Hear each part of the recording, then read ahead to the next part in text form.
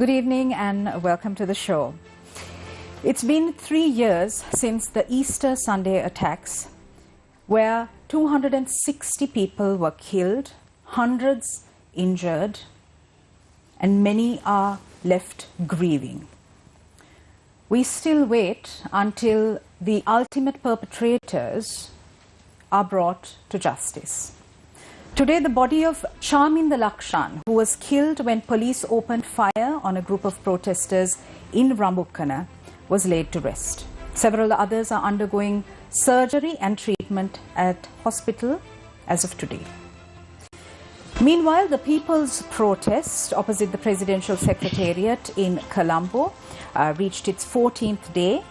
This movement, its vibrance and resilience, continues to remind us of the power of the people and the resounding clamour for an end to the political mismanagement, the economic mismanagement, the blatant corruption and plunder and looting of Sri Lanka's national assets by those in the highest echelons of power. And just as we are reminded of the fact that sovereignty indeed vests in the people of the Republic, we want you to know that this is your platform. So today onwards, we'll be calling this program the People's Platform. Before starting off with tonight's show, here's a recap of what happened last week. The provisions of the 20th Amendment can be repealed. Correct. By a 21st Amendment. You can go back to the 19th Amendment stage, of course, with perhaps certain adjustments. So, for instance, under the 20th Amendment, the number of Supreme Court judges were increased. So now you cannot go back to the old numbers. But subject to that, I think you can go back to the 19th Amendment. Or ideally, I would say go back to the 17th Amendment, where the Constitutional Council had 5 persons from society who were distinguished, as against 3 in the 19th Amendment. The 19th Amendment had more parliamentarians. But so it can be done within the existing constitution. Of course, you need a 2/3 majority in parliament. The abolition of the executive presidency, there are 2 schools of thought. One school of thought, people like Dr. Jayanthapathy Wickramaratne take up the position that you can do it with a special majority. But ultimately, that is something the Supreme Court will have to determine.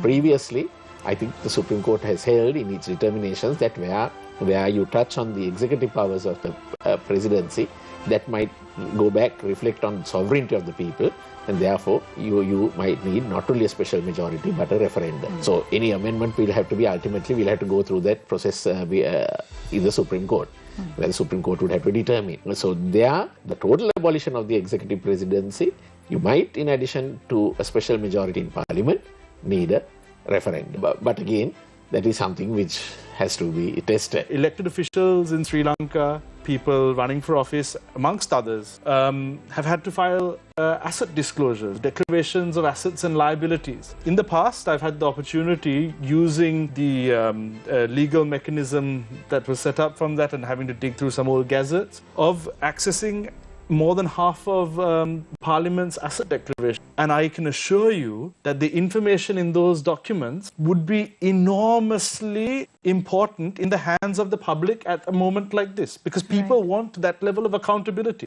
And Sri Lanka is completely lagging behind our neighbours in South Asia when it comes to access to this sort of information. And this is a very right time for that. I think the time has come where we take a very clear stand, and that stand is that one should abolish the executive presidency. During the past 2 years, what has been shown is that this idea of a strong leader bringing prosperity to the people, that idea has been delegitimized completely. This is episode 4 of the People's Platform. I am so humbled to have on tonight's show 3 fantastic guests. Dr. Deepika Udagama, Professor of Law, former Chairperson of the Human Rights Commission of Sri Lanka. Good evening and welcome. Good evening, Sonali. Glad to be here. Lovely to have you. Professor Savitri Gunasekara, Emeritus Professor of Law, University of Colombo. Good evening and welcome. Nice to be here. and Dr. Anila Dissanayake, former Assistant Governor of the Central Bank of Sri Lanka. Good evening and welcome, Dr. Anila. Thank you. Very honored and happy to be here. Lovely to have you on board as well. My first question is to Dr. Deepika Udagama. Dr. Udagama, this is a question on a lot of people's minds today. The incident at Rambukkana. Now, in the landmark judgment of Vijay Surya versus the state, commonly known as the Premati Manamperi case, court held that a police or military officer has to obey only a lawful command of a superior officer. Protesting essentially falls within the constitutionally enshrined right of freedom of assembly, and force must be used only if it's necessary, only if it's proportionate. Can you take us through the national legal framework that governs the use of force by law enforcement officials?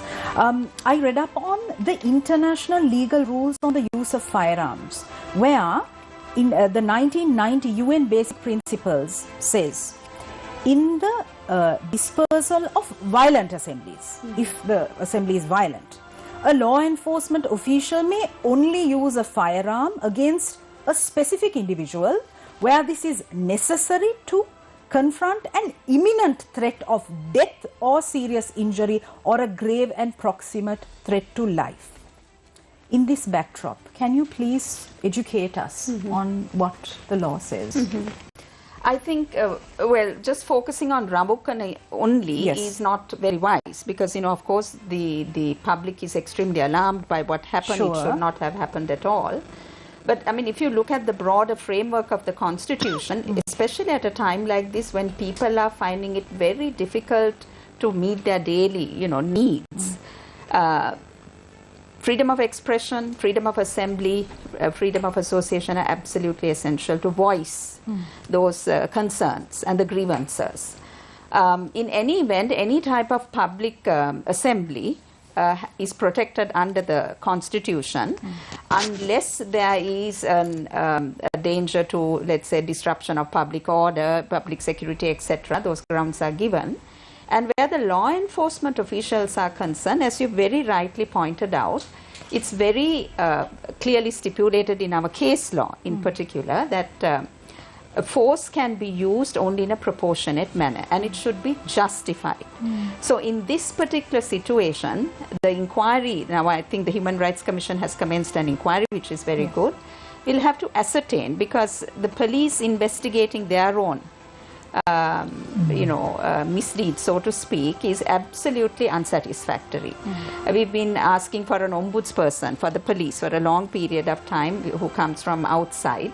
So what the inquiry will have to find out particularly is the circumstances in which live ammunition was used. Right. Because indeed, if there was a threat to, let's say, I mean, one minister said there were passengers on a train. Is that the case? I mean, I heard a minister say there was a train that was parked close by, and that, you know, and then there was this Bowser that would have exploded and would have caused injury, etc., etc. But all those things, the video footage that we see says something else. So the investigation will have to unearth all those facts and see whether there was a grave and proximate threat which would justify the use of live ammunition. Live ammunition is to be used only after other methods of riot control, crowd control, have been used. So one witness said 5 rubber bullets were fired, and after that they used live ammunition. Were water cannons used? Now we understand that tear gas was used. So we'll have to, you know, I mean, the inquiry will have to look into all these dimensions and see how justifiable was the use of live ammunition. The police, we've had some situations in the Human Rights Commission during my tenure where the police, sort of referred to minimum use of force. So police has their own interpretation of what minimum use of force is. Now, certainly using live ammunition is not, use of minimum force. What the citizens need to understand is that the Constitution absolutely protects freedom of expression, especially political expression, when people are airing their grievances and political demands, and freedom of assembly and association. And this sort of practices are totally unacceptable. So I think the police recognize that the use of live ammunition and the use of force in this instance was problematic, because today I understand that they've undertaken not to use live ammunition in any future situation. So that needs to be pointed out.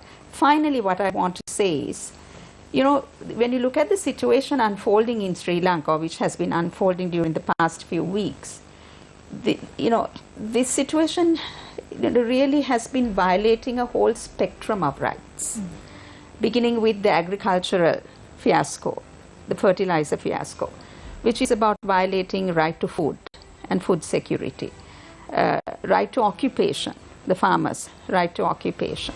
Then you have today a health crisis where people don't have access to, health care and so on. So those are economic and social rights that are being affected in a very negative way.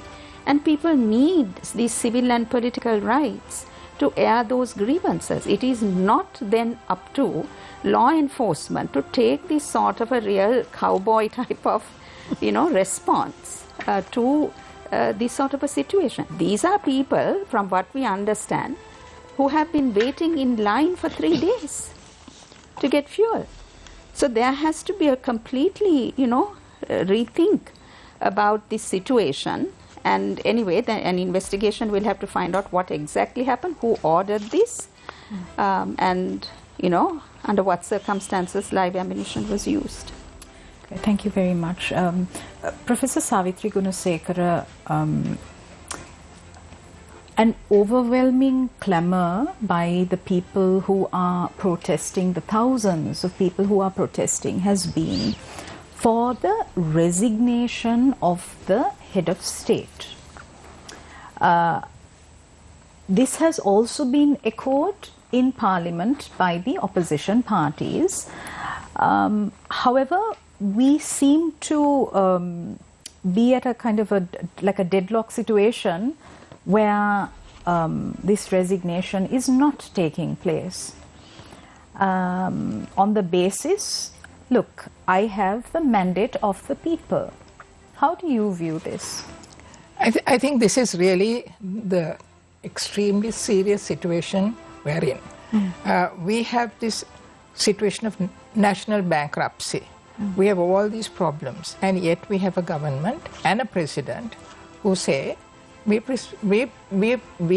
propose to continue. Now, actually, we are a parliamentary democracy, and we are a country whose governance is based on a constitution. That's called constitutionalism. A constitution has two prongs. One is that the purpose of that constitution is to prevent abuse of power by the different organs of government. The other one is also the concept of representative democracy. That is, an elected government and an elected, say, president cannot just be kicked out of office. So what is unfortunately happening here is that the government is using that second prong to justify their continuing without addressing the second part, which is so crucial and fundamental to constitutionalism, that state organs of government have accountability to the sovereign people and must not abuse powers. So yes, it is correct that the Constitution says that the president cannot be kicked out if he is to be asked to, without completing his term, he must be impeached, or, on the other hand, he must resign. So he has choice in that regard, unless he is, that is supposed to be the protecting the sovereign right of the people to elect a government, right? But on the other hand, where a president has lost the confidence of the people, as manifested in these significant, massive protests, vibrant, passionate, responding to the reality of the suffering imposed by the government and by the president through maladministration, etc. and there is no time to go through the path of impeachment, then one would say that it is an obligation of that president and the government to respond to that voice of the people. And this is what they're not doing. And I would like to just flag the fact that they are violating not just a moral responsibility, a legal responsibility, because the other part of the Constitution is that the sovereignty is in the people. The president is the executive arm of governance, of the people's right to governance. If that is so, then this is not open-ended discretion. He is no king, a monarch who can say, well, you put me into office, I do what I like, and I'm not accountable. No, because he is, as the executive arm of governance of the people, by the people. So then he has obligations, and this is very clearly set out in our Constitution. His oath of office says he takes on an obligation to protect the Constitution. And the Constitution says in its preamble that the respect for the Constitution is a respect for the people, the sovereignty of the people. Then we have to ask ourselves then, if that be so, have he and his government fulfilled that duty of responsibility, right, of office under the Constitution as the executive? And the clear answer is no. If a country has been reduced to bankruptcy and food insecurity because of extremely flawed decision making, then that government and that president has not fulfilled their obligations to the people under a constitution which says, if you are in office, you have responsibilities, you have duties. It's not open-ended discretion. So they are using the representative government part of it to justify what has been maladministration and abuse of power. And that is what we should challenge. You are violating your duties to the sovereign people of this country by the manner in which you did this in the last few years. You are accountable for that. And consequently, you must resign. After all, if you are a CEO of a company or the head of an institution, right, and you behave in this manner, what happens to you? Can you continue? No. You have to, either you're asked to leave, which is impeachment, and that is not possible in our system because it is so complicated, right? Or you must resign. So we have to appeal to him to say you are in dereliction of duty. You can't say, I'm very sorry for what I did. I know I did something wrong. I will set the record straight. No. You put this country into a pit. You are now asking us to give you, to hold your hand. You are asking us now to take us out of this pit. We say no. We have no confidence. You violated your duties that go with the office of president. Consequently, we say no. So you go. So this is the whole point, that they are misusing the representative part of democracy to completely disregard their accountability for abuse of power. And constitutionalism means that the executive has responsibilities and they cannot abuse their power. And we have enough evidence that the maladministration, the economic, the failure to go and settle the debt part of it, and the other, the food security and the fertilizer policies brought this country to its knees. So it's not a question of moral obligation, be nice and leave. No, he's violated his legal obligations. All right, thank you very much, Professor. Dr. Anila Dissanayake, we also need to assess how we got to this point. I'd like to raise the example where the incumbent government, through its budget, slashed taxes as a populist measure. How short-sighted and how terrible was that decision for Sri Lanka's economy? Extremely short-sighted and extremely terrible. And this was not something, successive governments have used these populist policies. And I think it has served politicians to keep people unaware of how government budgets work. Right. And in this particular case, where we were already having lots of problems because of COVID, it was the worst thing they could have done. And what was even worse was, is it okay if I talk about numbers? Yes. So the 2020 budget was the first one they put out, and it was a disaster. The numbers didn't add up.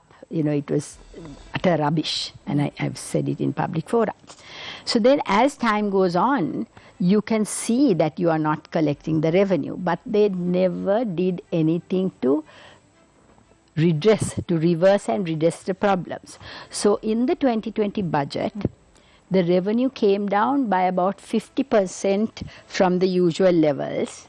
That is, in terms of GDP, it was about 12, 13, it came down to 9. And the recurrent expenditure, forget the capital expenditure, which is what you do for infrastructure, the expenditure of a government that deals with the recurring, your salaries, interest payments, samurdhi, welfare benefits, all that, 77% of revenue went in salaries and pensions. Another 71%, that's almost 150% of the amount of revenue, 71% went for interest payments. So by the time you covered your interest, you paid your salaries, your pensions and your interest payments, you were already borrowing 45%, 48% to meet those payments. And then for everything else, for all the roads, ports, all the capital, plus all your welfare, everything, you were borrowing. So the first thing that I think our people have to realize is that governments have no money of their own. Governments have expenses to meet their responsibilities to the people, whether it's the health, education, the police, the army, the navy, whatever. So how do governments get the money for their expenses? Through taxes. And if there are not enough the revenue, because in Sri Lanka all our SOE, state-owned enterprises, run at losses. They're another drain on the government, so there's no other forms of revenue. So it's all through taxes, and if the taxes cannot meet it, then you borrow. So over the years, the taxes have never been able to meet it. We have been borrowing, and in this case, we were already at a crucial position. So it was the most, and not only did they reduce they raised the thresholds to far higher than any other country in the world, and they even got rid of very easy taxes to collect, like the withholding tax and the payee tax. Now when you remove taxes like that, which come to the government every month, then you also mess up your cash flow, because every month government's expenses are there, the salary, all the items I said. So you have to have money coming into the coffers to send the money out. Right. So here, through withholding and pay, you killed that, right? And it got worse and worse. Then at least one would have thought anybody with any sense of responsibility would have reversed some of those, the pay and the withholding, and also brought in higher taxes. And another thing, the taxes should be what we call progressive taxes, where you do not hurt the lower income groups. A lot of our tax is collected from regressive taxes, like the VATs, because when you tax a consumption item, the relative impact on the poorer people is much higher. And you can see that when you look around the city and you see the restaurants are full at the upper end of the income spectrum. You can't imagine there is no fuel because all these cars are on the road. So at the upper end, people have paid very low taxes and they have money to kill. And at the lower end, so then what did they do? You don't have the revenue, you're borrowing, and borrowing through government securities, which they suppress the interest rates as well, they suppress the exchange rate. So then money was printed. So what happens when money is printed? There's no production to go with it. So there's lots of money in people's hands. It's demand and supply.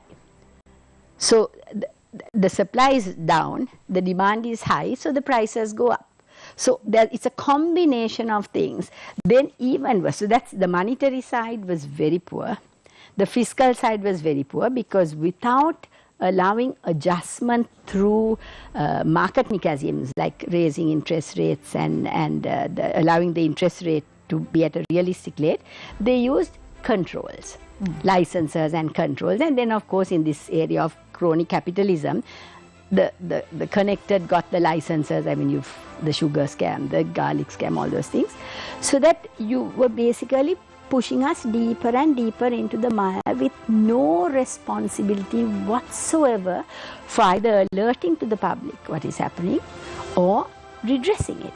So we have got to a point where we have no foreign exchange and then also continuing to pay the debt, which we couldn't afford. The debt restructuring should have started at least a year or a year and a half ago, and recognition that we are coming to. So what this government did was, it went till our backs were to the wall.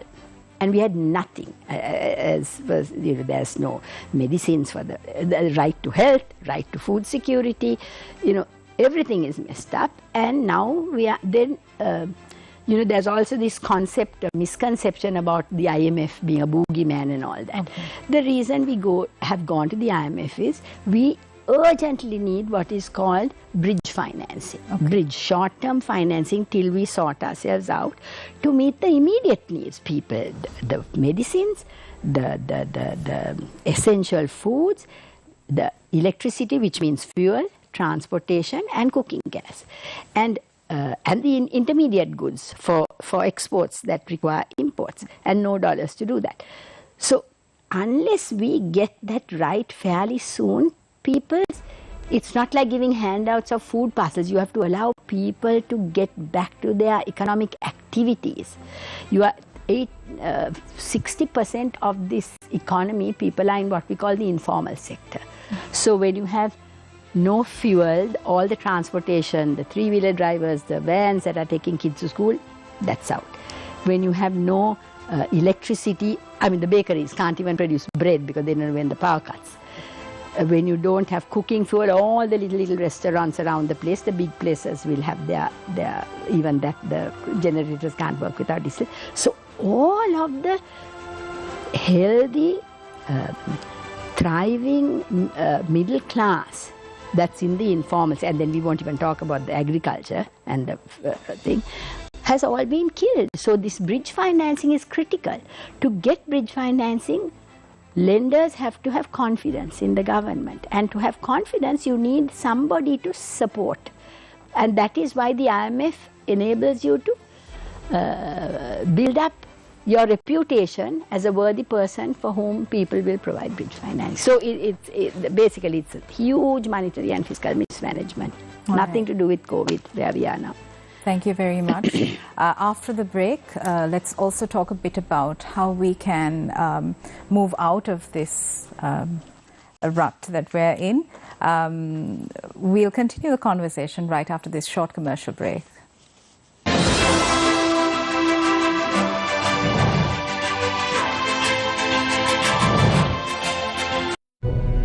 Supporting rural education means building a nation's future. And together with the people of Sri Lanka, Gammada is leading from the front.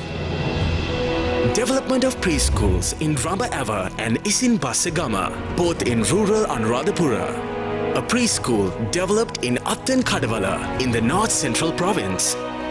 Clean drinking water for the children of the Maligattena School in Valimada, Bandaravela.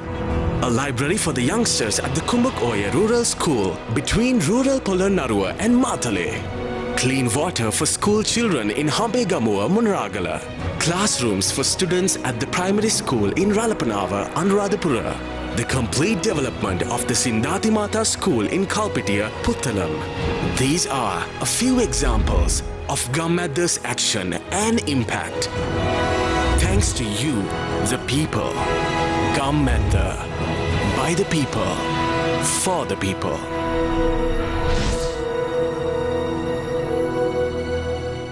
COVID-19 සඳහා ආරක්ෂිත පියවර. නිතරම හොඳින් සබන් යොදා දෑත් සෝදන්න. සබන් හෝ විසබීජනාශක මධ්‍යසාරයක් භාවිතා කර දෑත් පිරිසිදු කරන්න. සෑම විටම අන් අය සමග මීටරයක දුරස්ථභාවයක් පවත්වා ගන්න. හැකි සෑම විටම නිවසේ රැඳී සිටින්න. නිරතුරුවම නිවැරදිව මුඛාවරණ පළඳින්න.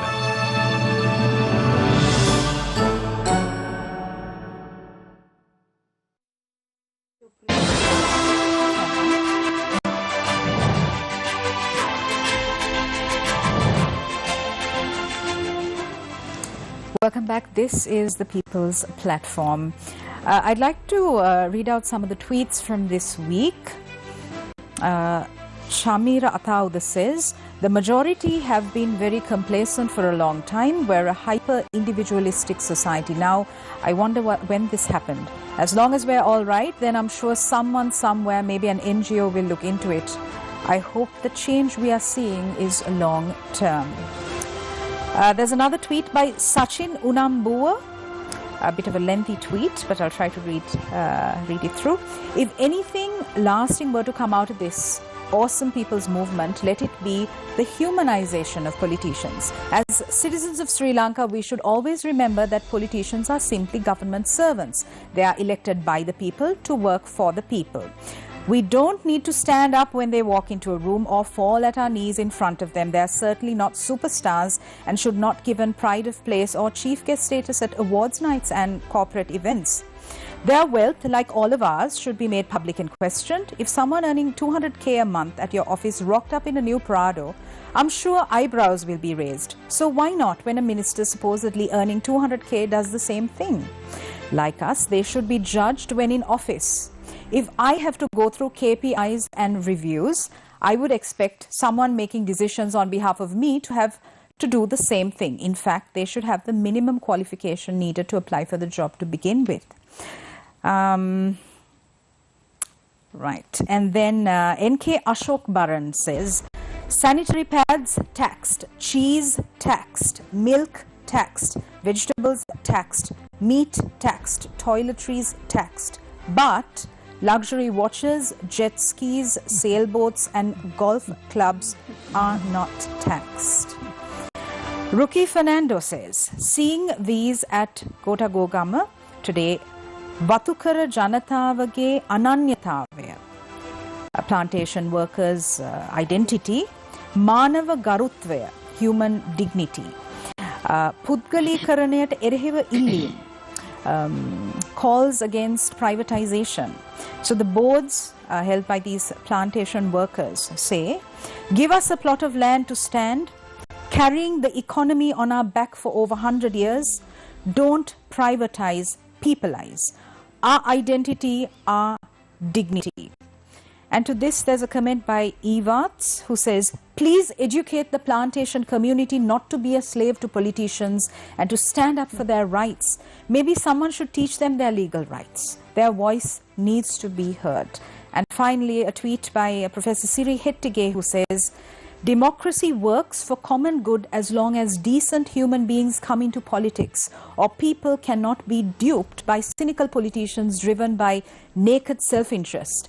This shows the need for enlightened citizens, but our institutions and education failed to ensure both. So we're trying to find a way around it.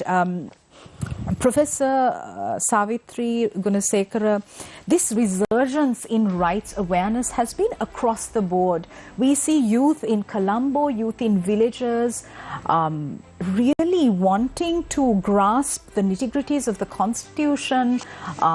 They are yearning to learn about their rights, their obligations, their duties. They want to fix what has now been broken by politicians who we have elected into office.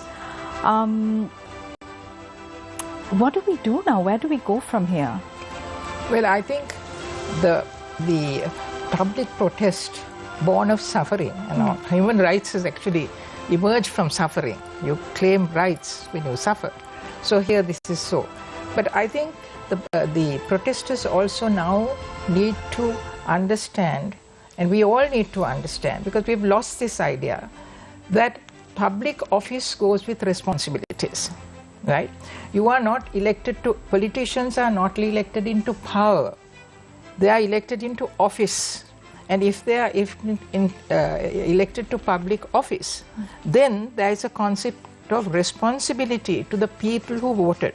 I like to read a quotation from a judgment by Justice Mark Fernando in De Silva versus Atukorala in 1993. And he says, unfettered discretion is solely inappropriate to a public officer because he holds office solely in order that he exercises those responsibilities for the public good. So we have created a culture, as you said, we worship the politician, we are so deferential to them, and they get the sense that once they are elected to power, they are into office, they are in power. So this is good, because now we are saying no, they are accountable to us. And therefore, when this rights awareness should go with the concept of you have rights and you have the other side, the state, the officials have duties. So you must hold them accountable for the duties. And what Anila has shown is the profligacy, the fiscal profligacy, the complete disregard of basic norms of economic governance. And then at the end of the day, having done that, still for the government to say, we are sorry, something happened, we are not responsible. So therefore, the youth who are engaged with this concept of rights must now consistently, now and for the future, always hold those in office responsible for office. And they must completely reject the idea that they have been elected to power. And if this whole process creates that culture of responsibility in office, it would have long-term impact. And that's what is so important. And Professor, what you said also ties in with this public trust doctrine. Yes, exactly. And I was going to say that. Absolutely. So I would like to then complete this by saying that the politician needs to know that we today, from today, hold them accountable for, responsible fulfillment of their obligations to the people. And the politicians must know that. We expect that from them. And why? Because they are in office and not in power. And that ties up with the public trust doctrine. That is the resources of the people. After all, we said the executive is governance of the people. So, executive is responsible for, just like in a family, marshalling the resources and doing it properly. So, the public trust doctrine says that you are a guardian of the resources of the people. And as a guardian of the resources of the people, you must do the job properly. And if you don't do the job properly, and if you don't function as a guardian of the national resources, then you have no legitimate right to continue in office. And I think, again, I'd like to quote from Justice Amrasinghe, because it's very useful. And he says, in this Eppavala case, famous Bulankalma case, the power of the people is exercised by the persons who are in office and who are being entrusted with the national resources of the country. And therefore, consequently, the resources of the country must be managed by those in office for the people. That's the concept of guardianship, trust, and fulfillment of responsibilities for managing the national resources in the interest of the people. Absolutely. Thank you very much, Professor Gunasekara, for that. Dr. Deepika Udagama, yesterday we saw the main opposition bringing in a proposal for a 21st Amendment bill, main points of which were to abolish the executive presidential system and to reinstate the Constitutional Council and independent commissions, to establish a new Council of State and a new National Security Council. How feasible is it for the passage of this? If you can just take us through that. Yes, well, before I get to that, I would like to comment a little bit on the tweets. I must Sure. say I'm very impressed. They're extremely sharp, incisive, and so you see that there's that reservoir of concern and also thinking that is taking place right now.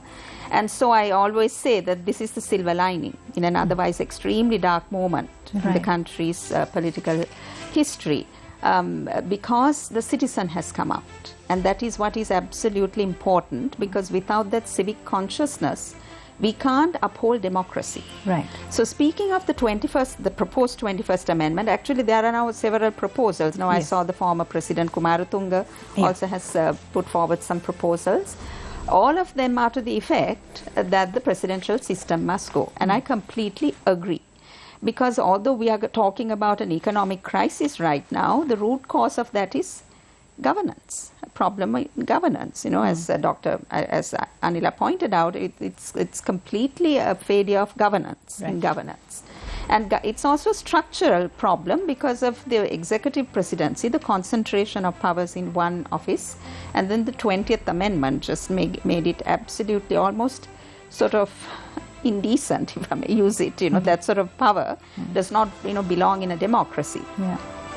So in terms of feasibility, the point is now that the youth have showed the whole country the way, the elders included, in a very disciplined and in a way that is way beyond maturity, way beyond their the age, the years.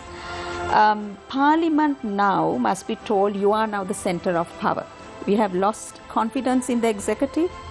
There is absolutely no social contract there.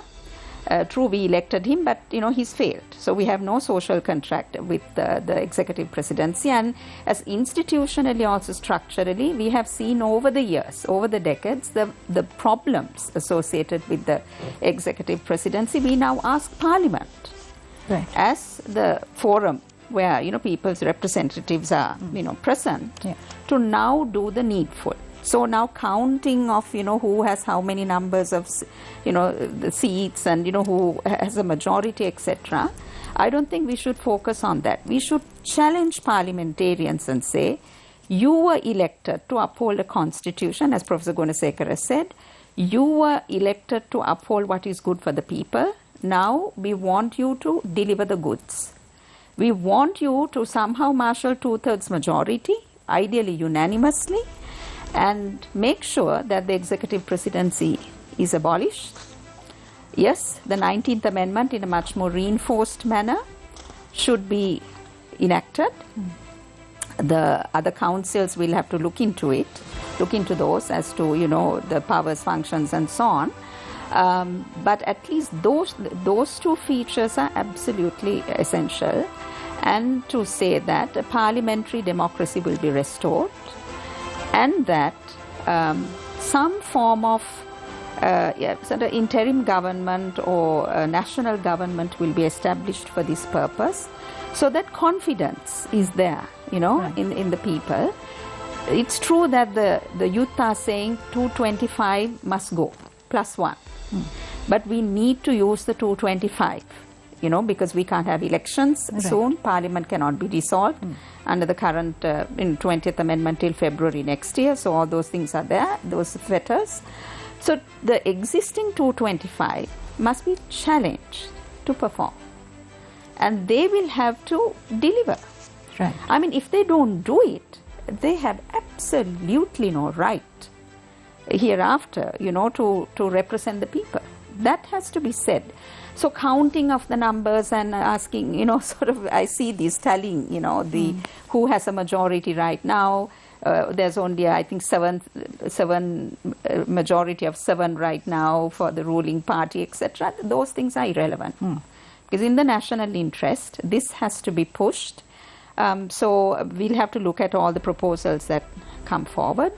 And it's also very worthwhile noting that the youth protest, the movement, they are educating themselves. They are having these classes, political classes, and I feel very privileged. Fantastic. Tomorrow I'm going to talk to I've been invited to talk to the youth. I'm very excited about it because this youth movement has really inspired all of us, and it's really galvanized a nation. And I hope this sense of civic consciousness that has come out will continue, as the tweeters say, to continue to monitor governance, to continue to sort of have that eternal, the price of freedom is eternal vigilance, right? So that, I hope, will be the way forward. But right now, yes, we need some sort of economic stability and solutions, but this political change must take place, and it's immediate and it's urgent. Fantastic. Dr. Anila, one of the key stakeholders of the economy is the business community, the corporates. And we have seen the manner in which over the past few days, corporates have also come out publicly and are now galvanizing towards positive change, towards rebuilding the economy. How important is this, and how can we take coherent measures in this regard? Thank you for the question. First of all, I would like to endorse what Deepika has said, and I think the way we have to look at it is exactly what Deepika said. The lesson that has come out of these youth, I am so impressed. And first of all, the unity in diversity. They are sticking together and they are working as a group. Working together is so much stronger. And that is the lesson, not only the corporates, everybody else, all of us have to learn from this. And one, before I get to the corporates, to support what Deepika said, I hope now the 225 will rise above their petty politics and who's going to jump into the president's seat and who's going to jump into the minister's seats, and rise above that and work together as the legislature to bring about, I mean, the same thing. They have to rise above their differences. And when it comes to the business community, I mean, I've said this in so many fora, we've been criticizing the government and their mismanagement, but part of the problem is the lack of constructive criticism at every level. Okay. And the lack of people standing together, the example given by the youth. So in the case of even the community, this is how Sri Lanka works. If there is a bad teacher or a bad principal in a school, there is every service sector in this country has a very good administrative structure. You have educational divisions, educational zones. So if the parents get together and complain about a principal or groups get together, their voice will be heard. But no, each parent will look, if a teacher is bad, they'll find a tuition class for their child. They won't raise that issue. If the school is bad, they'll find a transfer. Nobody works as a group. You know that among our community, the business people, they'll go behind and work instead of as a business group, asking for ethics, for level playing field, nothing. The chambers, I mean, I have said I stopped serving on those committees because they were so self-serving. So these youth have actually got the business people to react. And I don't know whether he's listening, but a friend of mine in the neighborhood who's in the business sector, whom I have a lot of respect for, I raised this issue about a year ago. Why is the business, can't they see what's happening? And at the end of the conversation, he looked at me as if I was nuts. And I told my husband after he left, he's wondering whether I'm cuckoo. After this happened, he said to me, Anila, I could not understand what you were talking about a year ago. Now I understand. So I think they were also in their own. So now the lawyers came out. I saw something from the medical profession. So what Deepika said, these young people have taught us all a lesson that working together is strength in numbers, and not to try to do your own little deals on the side, what's contributing to the political patronage that the politicians want to create. Absolutely. They rule by dividing, and these kids, these golfers, I won't call them kids, these mature young people in golfers are teaching us all a thing or two. We have just 2 more minutes on the show. Sure. I'd like to go for the concluding remarks. Professor Gunasekara. Yes. Way forward. Yes. Way forward is, again, to continue to hold this government accountable, because they are going to be sitting here in the comfort zone unless we continue to say you have failed in your responsibilities to to safeguard the national resources, you've broken trust, we have no confidence. Just not a question of saying go. No, you're going, or you must go because you have failed in your obligations as the executive branch of the government, president and the government. Therefore, you must go, and the legislative go for that reason. The next point is to say that if they are saying that they want to stay because it's a manifestation of a mandate they have, then go back to the Constitution. And the Constitution says that with 51% before the 2.5 years, Parliament can have a resolution and they can go. But can they do it? No, because they have wasted national resources and they can't have an election. So therefore, to say that they have the mandate is, you challenge them, okay, go and have an election. They can't do it. So if you can't have an election and you can't test it, then you have no right to say that 6.5 people voted for you and therefore you can stay in power. And if you say that then, and they still refuse to go, then the question is the 21st Amendment. Because if there's absolutely no future for the country, and they're refusing to go, then the only way is to take away completely the executive presidency. Then the president is forced to go and you have an interim government. Thank you very much. We are sadly out of time. Please do come back for another episode, because 1 hour does not do justice to all these insightful perspectives. Thank you very much for joining us, Dr. Deepika Udagama, Professor Savitri Gunasekara and Dr. Anila Dissanayake on this edition of the People's Platform. Thank you for tuning in. We'll see you again next week. Good night.